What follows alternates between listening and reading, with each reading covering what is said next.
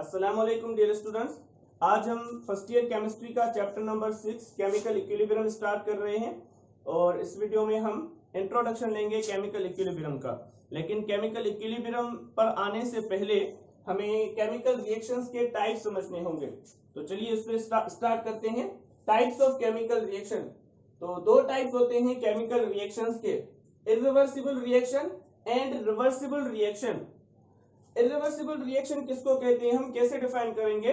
Irreversible reaction is a reaction in which products do not react with each other to form reactants. यहाँ पर मैंने definition लिखी भी है, पी लिखी है प्रोडक्ट्स के लिए और आर लिखा है रिएक्टेंट्स के लिए। तो कैसे हम डिफाइन करेंगे? Irreversible reaction is that reaction in which products do not react with each other to form reactants. Irreversible reactions में प्रोडक्ट्स एक दूसरे के साथ मिलकर रिएक्टेंट नहीं बनाती। और इससे अपोजिट क्या होगा? जब प्रोडक्ट्स आपस में रिएक्ट करके रिएक्टेंट्स बनाएंगी, when products react with each other to form reactants, that reaction will be called as reversible reaction। अब बेहतर समझने के लिए हम एग्जांपल लेते हैं। लेट्स सपोज इरिवर्सिबल रिएक्शन में एक जो है ना एग्जांपल आ जाता है हमारा न्यूट्रलाइजेशन। न्यूट्रलाइजेशन रिएक्शंस जो होते हैं वो इरिवर्सिबल होते हैं। न्यूट्रलाइजेशन में आप सबको पता है क्या होता है, एसिड रिएक्ट करता है बेस के साथ और साल्ट और वाटर बनता है। तो लेट्स सपोज हम एसिड लेते हैं HCl और उसका रिएक्शन करवाते हैं बेस के साथ सोडियम हाइड्रोक्साइड। तो क्या बनकर मिलेगा हमें? साल्ट बनेगा। कौन सा साल्ट बनेगा? NaCl, sodium chloride and plus में क्या बनेगा? वाटर बनेगा। तो ये हमारा रिएक्शन हो गया। अब आप देखें इस रिएक्शन में ये जो प्रोडक्ट्स हैं सोडियम क्लोराइड एंड वाटर, ये आपस में रिएक्ट करके फिर से रिएक्टेंट्स नहीं बना सकती। ठीक है, जब प्रोडक्ट्स आपस में रिएक्ट करके वापस रिएक्टेंट नहीं बना सकती, उस रिएक्शन को हम कहते हैं इरिवर्सिबल रिएक्शन। देखिए आपके घर में सोडियम क्लोराइड नमक भी होगा और वाटर भी अवेलेबल होता है। तो नमक और वाटर को मिलाकर हम एसिड और बेस नहीं बना सकते। मतलब ये जो रिएक्शन है, इस रिएक्शन में प्रोडक्ट से वापस रिएक्टेंट नहीं बन सकते, तभी इसको कहते हैं कि ये जो है इरिवर्सिबल रिएक्शन है। अब एक एग्जांपल लेते हैं रिवर्सिबल रिएक्शन का। रिवर्सिबल रिएक्शन में आपका एग्जांपल आ जाता है Haber's process. One of the example is Haber's process. Haber process में क्या होता है कि नाइट्रोजन रिएक्ट करती है हाइड्रोजन के साथ और हमें क्या मिलता है? अमोनिया मिलता है। ठीक है, नाइट्रोजन रिएक्ट करेगी हाइड्रोजन के साथ, क्या बनकर मिलेगा? अमोनिया बनकर मिलेगी। और अब ये जो अमोनिया है, ये जो प्रोडक्ट है अमोनिया, ये वापस डिसोसिएट होकर हमें नाइट्रोजन और हाइड्रोजन भी दे सकती है। मतलब ये जो रिएक्शन है इसमें प्रोडक्ट से वापस रिएक्टेंट्स बन सकते हैं, तभी इसको कहते हैं कि ये जो प्रोसेस है ये हमारा कैसा है? रिवर्सिबल रिएक्शन है। ठीक है, अब यहाँ पर हम क्या कहेंगे कि जो इरिवर्सिबल रिएक्शन होता है वो सिर्फ एक ही डायरेक्शन में चलता है, मतलब कि फॉरवर्ड डायरेक्शन में।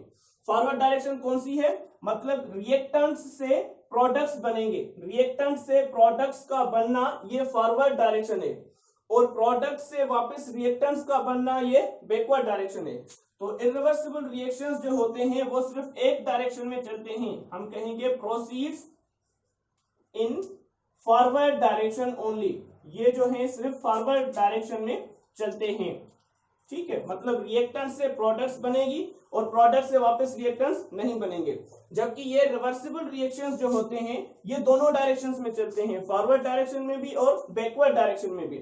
मतलब रिएक्टेंट से प्रोडक्ट्स भी बनेंगी और फिर प्रोडक्ट्स जो है वो वापस से रिएक्टेंट्स में भी कन्वर्ट हो सकती हैं। तो हम कहेंगे रिवर्सिबल रिएक्शंस जो होते हैं they proceed in both directions. Both मतलब कौन सी directions? Forward direction as well as backward direction. ठीक है, और हम जो है इन रिएक्शंस को अलग अलग एरोज से रिप्रेजेंट करते हैं। जो इरिवर्सिबल रिएक्शन होते हैं उनके लिए हम ये एरो यूज करते हैं। ठीक है, ये वाला एरो, ये एरो हम यूज करते हैं इरिवर्सिबल रिएक्शंस के लिए, और ये एरो रिप्रेजेंट कर रहा है कि ये जो रिएक्शन है ये सिर्फ एक ही डायरेक्शन में चलेगा, फॉरवर्ड डायरेक्शन में। और इरिवर्सिबल रिएक्शंस के लिए हम ये वाला एरो यूज करते हैं, और ये जो एरो है ये रिप्रेजेंट करता है कि जो रिएक्शन है वो दोनों डायरेक्शन में चलेगा, फॉरवर्ड डायरेक्शन में भी चलेगा, रिएक्टेंट से प्रोडक्ट्स भी बनेंगी, और बैकवर्ड डायरेक्शन में, मतलब प्रोडक्ट्स फिर वापस से रिएक्टेंट्स में भी कन्वर्ट हो सकती हैं। तो ये हो गए इनकी डेफिनेशन। तो अब मजीद कुछ एग्जांपल्स देख लेते हैं इरिवर्सिबल और रिवर्सिबल रिएक्शंस के। पहले इरिवर्सिबल पर आते हैं। एक एग्जांपल तो हमने पहले ही डिस्कस कर लिया, that is neutralisation. Neutralisation reactions जो होते हैं they are one of the irreversible reactions. अब दूसरा जो है यहाँ पर आप कंबस्शन बोल सकते हैं। कंबस्शन जो है वो भी इरिवर्सिबल रिएक्शन होता है। एक मर्तबा कोई चीज जल गई तो वो हमेशा के लिए जल गई, वापस जो है उसको हम ओरिजिनल कंडीशन में नहीं ला सकते। तो combustion is also an irreversible reaction. Next जो है आप एक्सप्लोजन कह सकते हैं। एक्सप्लोजन मतलब फटना, धमाका, ठीक है।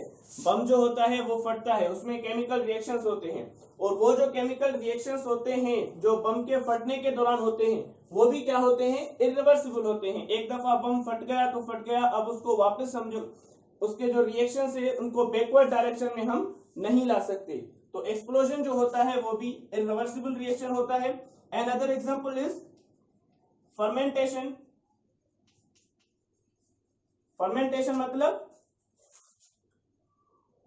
फर्मेंटेशन का मतलब है जैसे कि आप समझ लें खीर से दही का बनना। खीर से दही का बनना ये जो प्रोसेस है दिस इज फर्मेंटेशन। अब आप देखें खीर से दही तो बन सकती है लेकिन दही फिर से वापस खीर में कन्वर्ट नहीं हो सकती। तो ये जो प्रोसेस है fermentation, it is also an irreversible reaction. एक और एग्जांपल आप ले लें जो कि आपके सिलेबस में है, रिडॉक्स रिएक्शन। रिडॉक्स रिएक्शंस जो होते हैं वो भी इरिवर्सिबल रिएक्शंस होते हैं। तो ये एग्जांपल्स हो गए, 5 एग्जांपल्स हो गए इरिवर्सिबल रिएक्शन के। अब रिवर्सिबल रिएक्शंस के एग्जांपल लेते हैं। एक तो हमने पहले ही डिस्कस कर लिया, कौन सा, हेबर्स प्रोसेस, ठीक है। Nitrogen reacts with hydrogen to form ammonia, that is Haber's process. दूसरा जो है रिवर्सिबल रिएक्शंस में ईस्ट्रीफिकेशन। ईस्ट्रीफिकेशन किसको कहते हैं, ऐसा रिएक्शन जिसमें ईस्टर बनता है। ईस्टर जो है वो ऑर्गेनिक कंपाउंड्स की एक फैमिली का नाम है, ठीक है। तो ईस्टर जो है ऑर्गेनिक कंपाउंड्स की फैमिली का नाम है। और कोई भी ऐसा रिएक्शन जिसमें कोई ना कोई ईस्टर बन रहा होता है तो उसको हम नाम देते हैं ईस्ट्रीफिकेशन का। ऑर्गेनिक कंपाउंड्स होते हैं ना, उनका क्लासेस होते हैं, उनके ग्रुप्स होते हैं। लेट्स सपोज लिपिड्स हो गए, ये एक ग्रुप है ऑर्गेनिक कंपाउंड्स का। कार्बोहाइड्रेट्स हो गए, प्रोटीन्स हो गए। तो बिल्कुल इसी तरह से ईस्टर्स जो भी है वो भी ऑर्गेनिक कंपाउंड्स का एक बहुत बड़ा ग्रुप है। और कोई भी ऐसा रिएक्शन जिसमें ईस्टर्स बनते हैं उस रिएक्शन को हम नाम देते हैं ईस्ट्रीफिकेशन। और ईस्टर्स को कैसे बनाते हैं, जब एसिड को अल्कोहल से रिएक्ट करवाते हैं। When acid reacts with alcohol तो क्या बनता है, ईस्टर और वाटर बनता है। और ये जो रिएक्शन होता है ये भी हमारा रिवर्सिबल रिएक्शन होता है। एक एग्जांपल ले लेते हैं। लेट्स सपोज यहाँ पर एसिड की जगह पर हम एक एसिड लेते हैं, एसिटिक एसिड CH3COOH। ये रिएक्ट कर रहा है अल्कोहल के साथ। कौन सा अल्कोहल लेते हैं, लेट्स सपोज मिथाइल अल्कोहल लेते हैं। Acetic acid reacts with methyl alcohol, ठीक है। अब रिएक्शन को बेहतर समझाने के लिए मैं इसको उल्टा लिख देता हूं, अल्कोहल को OH CH3, ठीक है, CH3OH मिथाइल अल्कोहल। अब क्या होगा कि यहां से ये जो है वाटर रिमूव हो जाएगा, H और OH ये अगर रिमूव हो जाएंगे तो मतलब क्या रिमूव हो गया, ये हमारा वाटर रिमूव हो गया। और बाकी ये जो पार्ट्स हैं ये आपस में कंबाइन हो जाएंगे। CH3COO कंबाइन हो जाएगा CH3 के साथ, CH3COO CH3। अब ये जो कंपाउंड बन गया ये हमारा क्या है, ईस्टर है। तो ईस्ट्रीफिकेशन जो होता है वो भी हमारा रिवर्सिबल रिएक्शन होता है। एक और एग्जांपल आप रख लें जहन में जो कि बार बार यूज होगा इस चैप्टर के अंदर, दैट इज फास्फोरस पेंटाक्लोराइड। जब डिसोसिएट होता है तो उससे हमें फास्फोरस ट्राइक्लोराइड और क्लोरीन गैस मिलती है। और ये जो रिएक्शन है decomposition of phosphorus pentachloride, this is also a reversible reaction. Phosphorus pentachloride dissociate होकर फास्फोरस ट्राइक्लोराइड और क्लोरीन देती है और ये दोनों आपस में रिएक्ट करके वापस से फास्फोरस पेंटाक्लोराइड बना देती हैं। तो ये भी हमारा रिवर्सिबल रिएक्शन हो गया। ओके डियर स्टूडेंट्स, तो अब हम आते हैं केमिकल इक्विलिब्रियम की तरफ। केमिकल इक्विलिब्रियम जो होता है वो हमें सिर्फ रिवर्सिबल रिएक्शंस में मिलता है। और केमिकल इक्विलिब्रियम किसको कहते हैं? Chemical equilibrium is a state in a reaction where rate of forward reaction becomes equal to the rate of backward reaction. Reversible reaction के अंदर जब फॉरवर्ड और बैकवर्ड रिएक्शन दोनों एक ही स्पीड से हो रहे हो तो हम कहेंगे कि रिएक्शन के अंदर इक्विलिब्रियम आ चुका है and the reaction is in chemical equilibrium. ठीक है, लेट्स सपोज ये एक रिएक्शन है, रिवर्सिबल रिएक्शन है जिसमें A प्लस बी रिएक्ट करके C प्लस डी बना रहे हैं। तो जब ये रिएक्शन स्टार्ट होगा उस वक्त फॉरवर्ड रिएक्शन की जो स्पीड है वो काफी ज्यादा होगी। क्यों? क्योंकि हमारे पास रिएक्टेंट्स अवेलेबल होंगे पर प्रोडक्ट्स अवेलेबल नहीं होगी। जब प्रोडक्ट होगी ही नहीं तो उसमें से वापस रिएक्टेंट्स भी नहीं बन सकते। तो मतलब जब रिएक्शन स्टार्ट होगा उस वक्त फॉरवर्ड रिएक्शन जो है वो स्पीड से हो रहा होगा और बैकवर्ड रिएक्शन जो होगा उसकी स्पीड कम होगी, आहिस्ता आहिस्ता डेवलप होना शुरू होगी। जैसे जैसे प्रोडक्ट्स बनेगी और प्रोडक्ट्स बनेगी तो वो फिर प्रोडक्ट्स वापस कन्वर्ट होना स्टार्ट करेंगी किसमें? रिएक्टेंट्स में। ठीक है, तो स्टार्टिंग में फॉरवर्ड रिएक्शन की स्पीड ज्यादा होती है, बैकवर्ड रिएक्शन की स्पीड पहले तो बिल्कुल नहीं होती क्योंकि प्रोडक्ट्स ही नहीं होती। उसके बाद जब प्रोडक्ट्स बनना शुरू होती हैं तो आस्ते आस्ते बैकवर्ड रिएक्शन भी होना शुरू होगा और आहिस्ता आहिस्ता उसमें स्पीड भी आएगी। तो जैसे जैसे वक्त गुजरेगा तो क्या होगा? रिएक्टेंट्स खत्म होते जाएंगे, प्रोडक्ट्स बनती जाएंगी।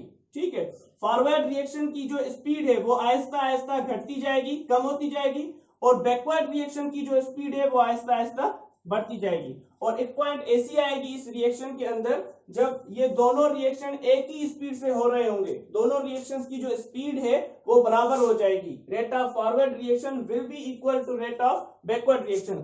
और जब ऐसा हो जाएगा तो हम कहेंगे कि अब इस रिएक्शन के अंदर केमिकल इक्विलिब्रियम आ चुका है। और इसी स्टेट को, इसी पॉइंट को हम केमिकल इक्विलिब्रियम कहते हैं जब रेट ऑफ फॉरवर्ड रिएक्शन बराबर हो जाता है रेट ऑफ बैकवर्ड रिएक्शन के।